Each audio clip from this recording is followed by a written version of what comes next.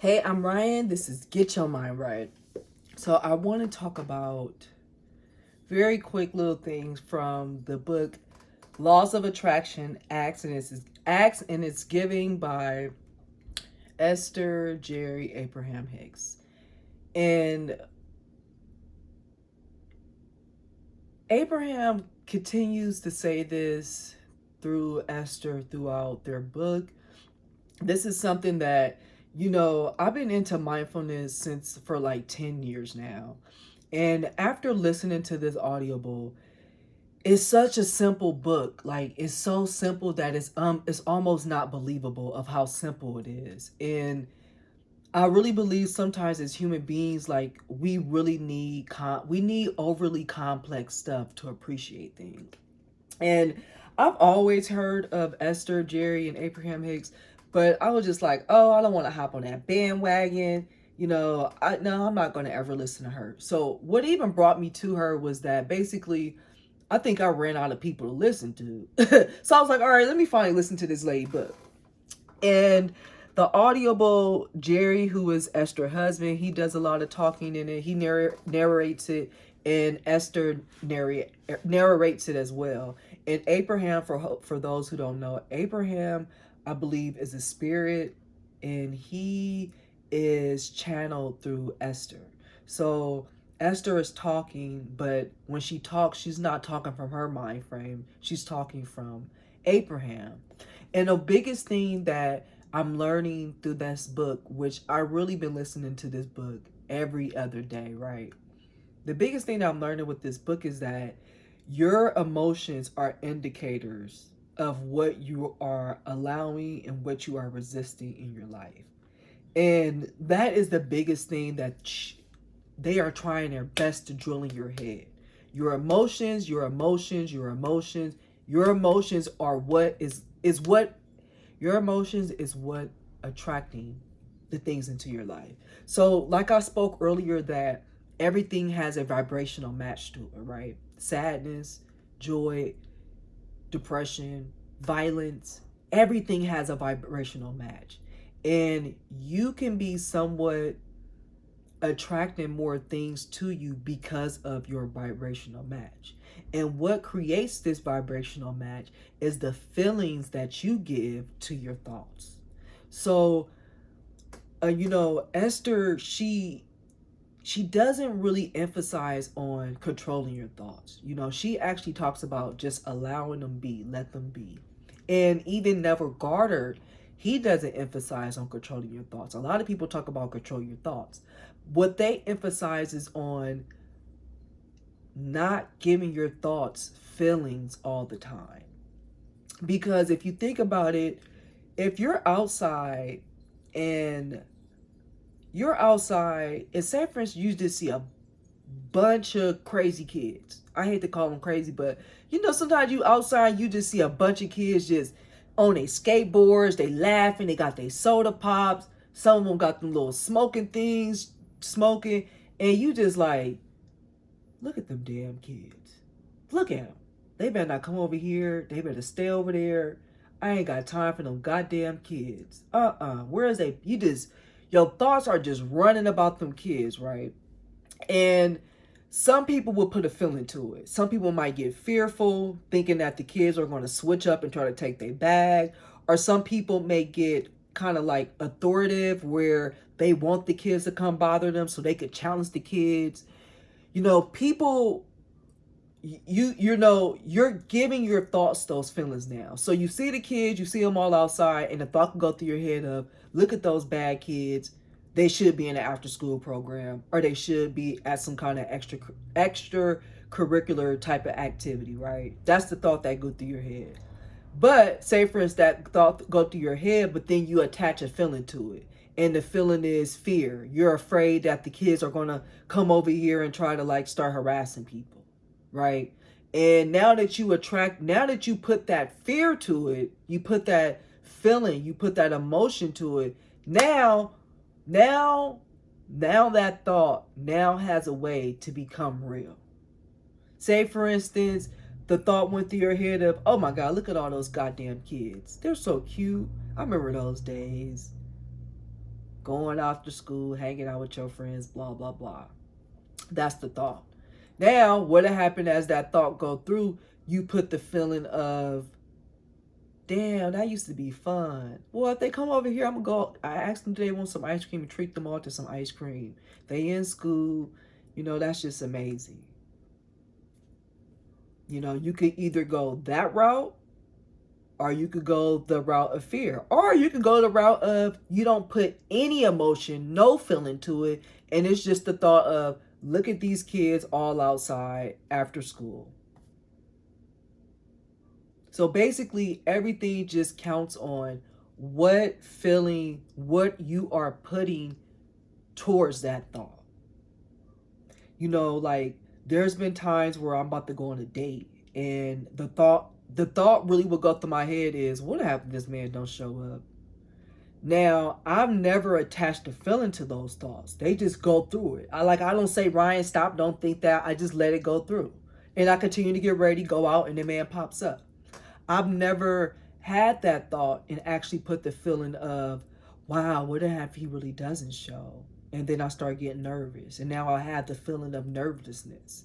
And, what happened if now I have the feeling of nervousness, which is now my vibration? What am I going to attract? Well, he may come to the dinner, but I may be sitting there nervous, maybe a nervous wreck the whole time. You see? So he may still show up, but now it's me just throwing off this weird vibe. And he probably not even real. He probably can't see it, but he can feel it. Like, what's wrong with her? Why she acting like, kind of funky? But mind you, this feeling came about because you had the thought of he may not show. So in return, you decide to put that feeling of fear, the feeling of lack, the feeling of, I'm not even good enough for this person to show up on a date. So now that's out in the universe. He shows up for the date, but the whole time you're nervous. The whole time you barely could talk because you just on fear mode. You're just on the lack of mode. You're just vibrating that. And what ended up happening? You got more of that vibration of fear, anxiety, lack.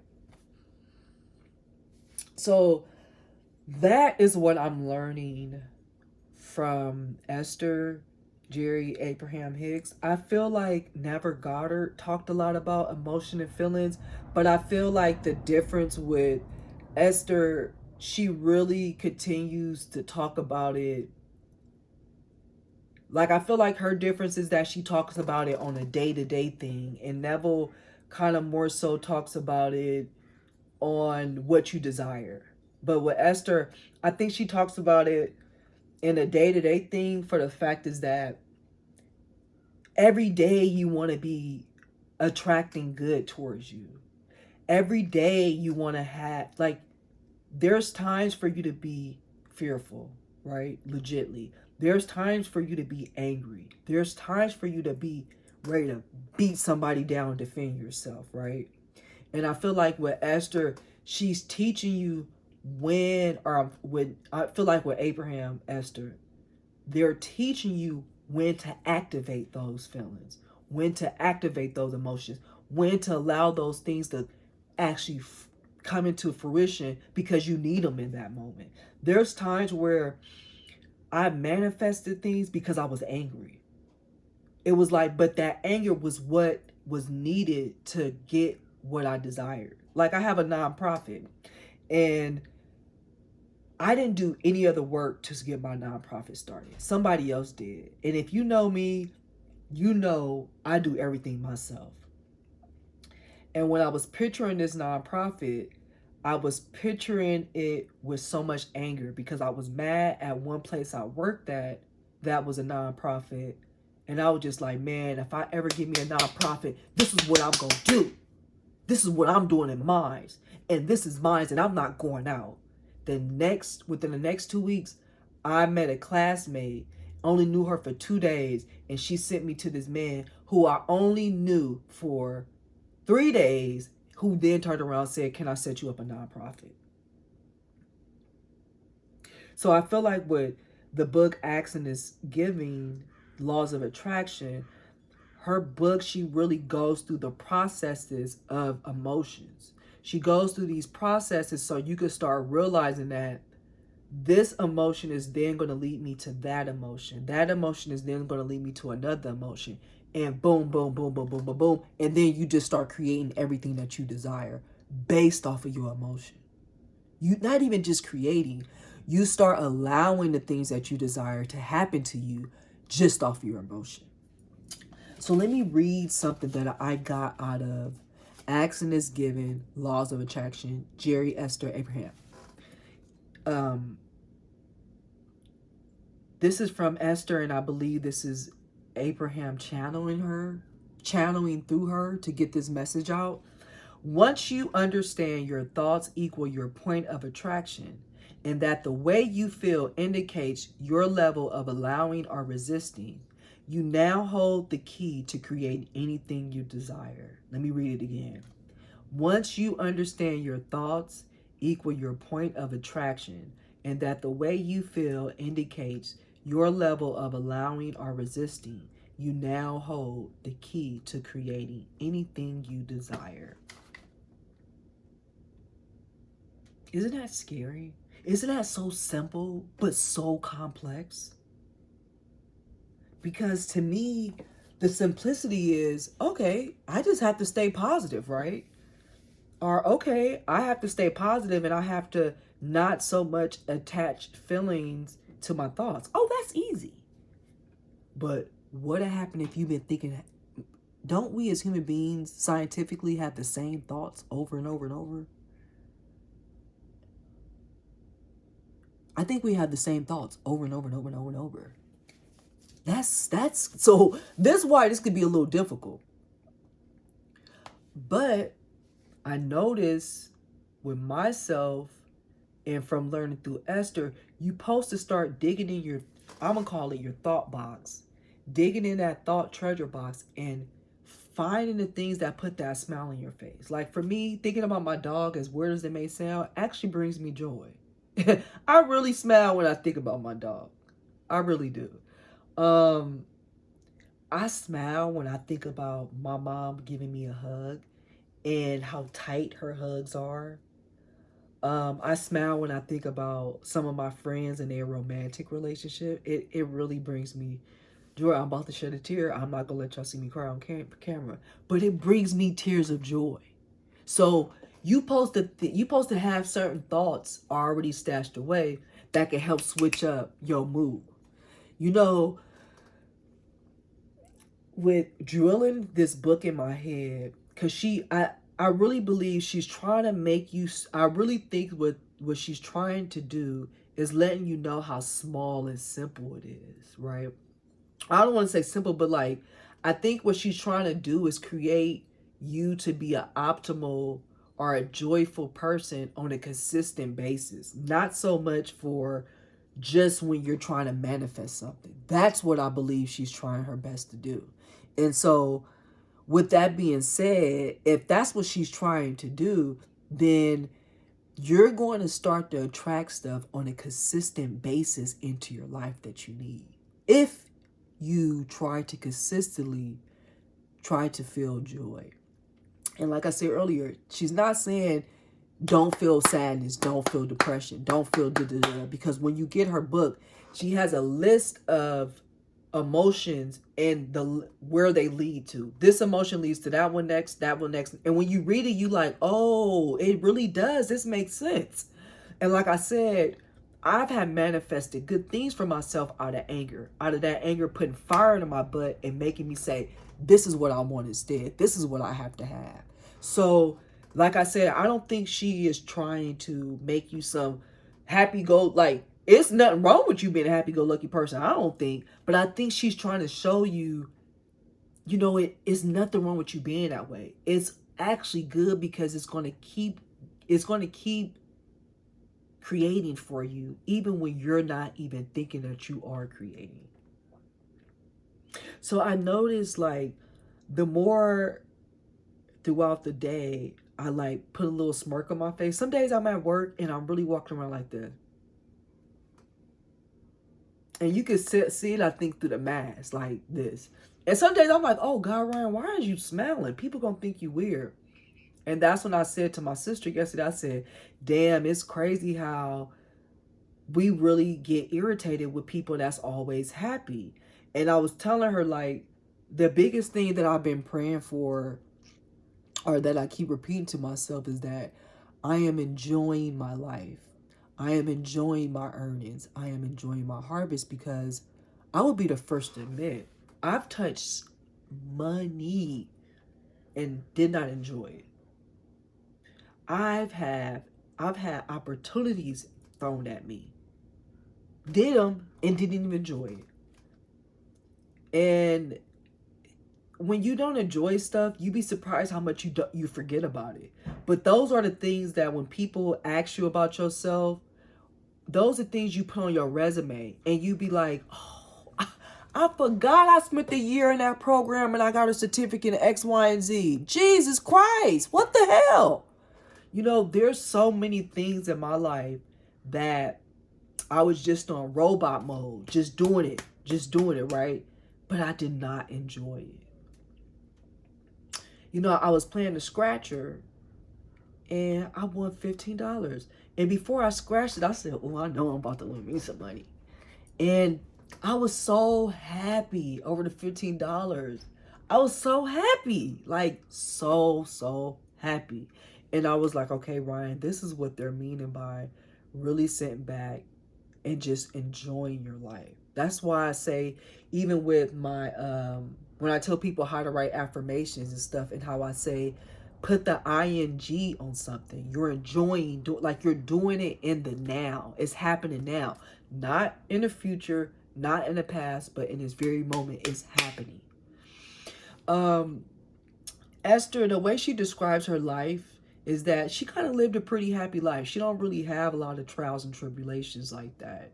And that's something that I actually like, because she gives so many examples of how she have attracted or manifested, I don't know if we'll say bad things, but just things where she didn't so much want to happen. And one of them is someone gave her some kind of windshield fix, some type of thing that would fix the windshield. And she kept looking at the little device. She kept looking at it, kept messing around with it. And I think within 2 weeks or so, she ended up having to use it. And so her and Jerry was joking around, and they channeled Abraham and asked Abraham, you know, how did this come about? You know, Esther was looking at this device. She loved it. She was always marveled by it. She was always just like, how did they make this? You know, it reminds me of myself, that when I find something, I'm like, why did they make that? That's so cool. You know, it's amazing what we human beings can create. And Abraham told her, he said, well, you know, your focus was very much on the device. You always looked at it, you always admired it, yet this device is made to fix something. And because of your focus was on it so bad, we now gave you a reason to use it. And so listening to that, you're like, you know, they speak of what you focus on is what you get. So her focus was on this windshield fixer. Her focus was like, oh, this is cool. Even though she thought it was a nice, cool device, it still had a purpose. And the purpose of that device is to fix windshields. So her giving that little example, and it may sound like, well, Ryan, what? It's like, yeah, but technically her window just broke, and now she has this device to use to fix it. But what if she never got the device? What if she got the device and looked at it and said, oh, this is pretty cool. This is a good thing to have if the windshield ever break. I'm about to put it in the drawer. And just never looked at it again. Her windshield probably never would have broke, because her focus would not have been on the windshield fixer for her to eventually have to use the windshield fixer. So it was kind of like a vibration she gave out, right? If you really think about it. And so that's what I'm really liking about her style, is that she's really given us the game on how to have this life every day. Um, you know, like I said, when I think of my dog, it really genuinely puts a smile on my face. When I think of what I'm gonna do with my money and stuff, it puts a smile on my face. And you know, I noticed that me making the effort to have thoughts that put smiles on my face, it gives me these small little come ups around people. You know, um, just recently I had to cancel my YMCA membership, and I was just like, you know, I haven't been going. I've been really working out at home. I haven't even been swimming. So let me just cancel it and restart it back up. And I was like, oh man, if I cancel it now, I wonder if they're going to be like, you cancel it now, we're going to charge you again for next month, the last time. And I was like, I really don't want them to do that. And then I was just like, you know what? Let me not go down a wormhole of cursing them out mentally and what I need to call them and tell them, well, why is it so easy to get the membership, but you got to write somebody in and to get it canceled, blah, blah, blah, blah, blah. I was just like, let me not go there. I'll call the place on Monday and ask them could they cancel my membership, and really ask them could they not charge me for next month. I'm just going to beg them. So this morning I get up, check my email, and who I get a comment from? The YMCA saying, "Thank you, Ryan, for your services. Da, da, da, da. Your membership has been canceled. The last charge was March 1st. You would not be charged again." I'm like, oh my God. Wow, I didn't even have to call them. So I didn't give the thought of I'm gonna have to call these people to beg them not to charge me for April, even though I haven't went. Da, da, da. I didn't give that thought the emotion. When the thought came into my mind, I was aware of it. I let it go past, and I just said I'm gonna call them myself in hope that they don't charge me. I noticed that so basically what she's talking about is just not controlling your thoughts, but letting your thoughts pass through and who picking and choosing what thought you want to attach a feeling to. That's her theme. What thought do you want to attach the feeling to? Because every thought doesn't deserve a feeling. Every thought doesn't deserve emotion attached to it. And that is how we start creating the drama, the trauma, the trials and tribulations in our life, by having a thought, but then attaching the emotion to it. And like I'm saying, the emotion, fear, so pick and choose the thoughts, and then pick and choose what emotion really do best fits for the thought. You know, you may have a thought of, you know, your boss has really been bullying you at work. And say, for instance, that is legitly real. Like, that's real reality facts. That's what's been really happening to you, really getting bullied at your workplace. Right? Now, you could attach the feelings of sadness, weak, depression, feeling like non-support. Or you could attach the thought of, I worked hard as hell to get to where I'm at. I'm not letting no punk me out my job. He got me messed up. You could attach the feeling of being a warrior. You could attach the feeling of having pride. You could attach the feeling of resilience. You could attach the feeling of anger.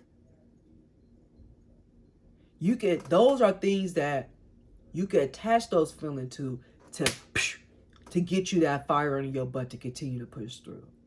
So that's what I really believe what she's trying to teach people. And that's the something else too I noticed that Never Goddard was trying to teach us, is that you're going to have some of these thoughts regardless. Like, you're going to have them because that's what might be sincerely in front of you.